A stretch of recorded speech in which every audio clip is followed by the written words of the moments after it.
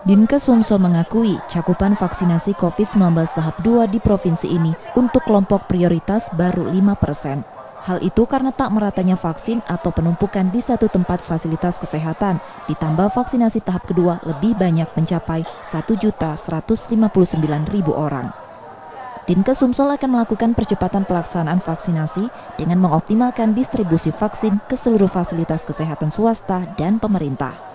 Vaksinasi tahap 2 untuk kelompok lansia terkendala tak terorganisir dan kurangnya pendampingan. Vaksinasi tahap 2 akan dilakukan bertahap disesuaikan dengan ketersediaan vaksin dari pusat. Cakupan vaksinasi kita tahap kedua ini masih rendah ya, masih sekitar 5% ya, karena sasaran cukup banyak. Karena sasaran pelayanan publik di Sumatera Selatan khususnya itu 1.159.000 orang. Dan itu kalau dikali 2 juta lebih.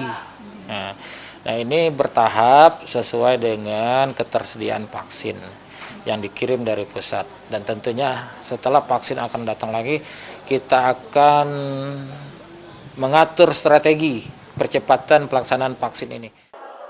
Vaksinasi COVID-19 tahap kedua di Sumsel ditargetkan selesai pada Mei 2021 dan dilanjutkan dengan masyarakat umum termasuk mahasiswa.